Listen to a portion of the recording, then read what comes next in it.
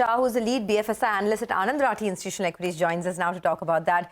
Kaitav, of course, HDFC Bank shareholders have been quite confused as to see the kind of fall that HDFC Bank has been through over the last couple of months.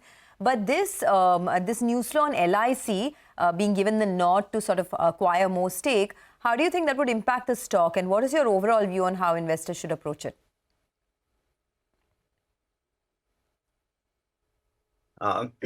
This is definitely positive news. LIC is a very long-term holder in India.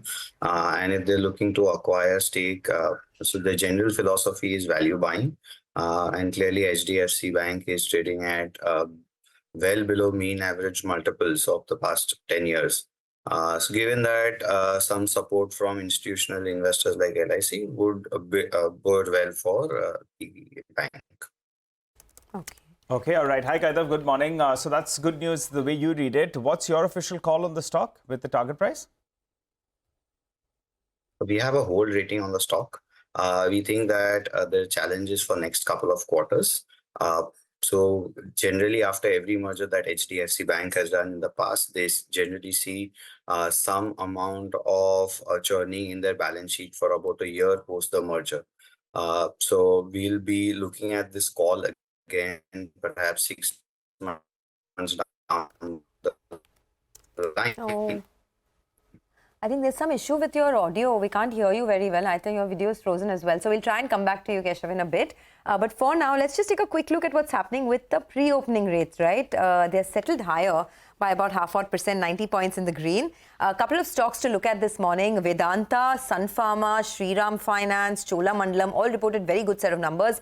Vedanta's earnings were better than expected. Sun Pharma, strong earnings from Taro. Shriram Finance asset quality has improved. In fact, Cholamandalam as well. Asset quality is the best in the last 3 years, so looking good there.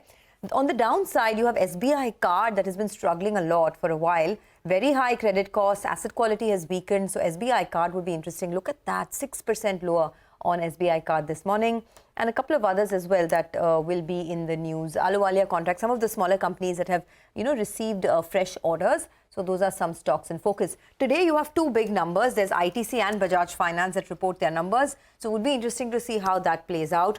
By the way, in accidents today, there's AU Small Finance Bank as well.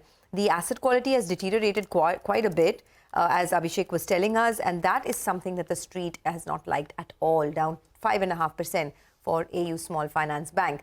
But I think Kaitav is back with us. Kaitav, sorry, we had a bit of a scratchy audio there. You were telling us your view. Go ahead.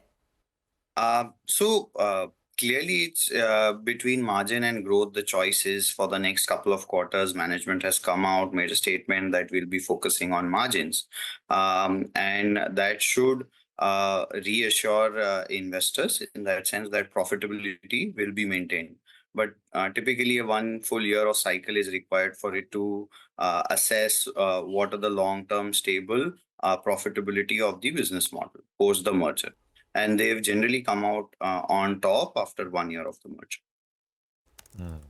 Kaitav, in a way, the question to ask is not how much money you will make from here, but how much is there to lose from here, from these levels. How would you answer that question? We think there is limited downside in the stock. There could be some time correction from here.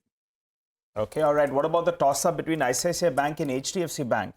Earlier we should have HDFC Bank that used to trade at a big premium in comparison to ICICI Bank. That's totally nullified. And now you have ICICI Bank that's commanding a bit of a premium.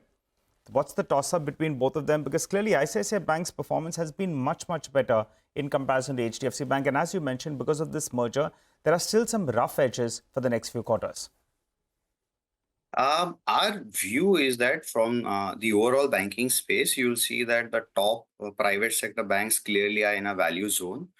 We think over the next 6 months to 1 year, they will be the one to outperform. This is a good time to look at these stocks given the correction. And we do not think that the tight liquidity conditions will continue, over a longish period of time. All right, we leave it at that, Kaitav. Thanks a lot for joining in and giving us your view.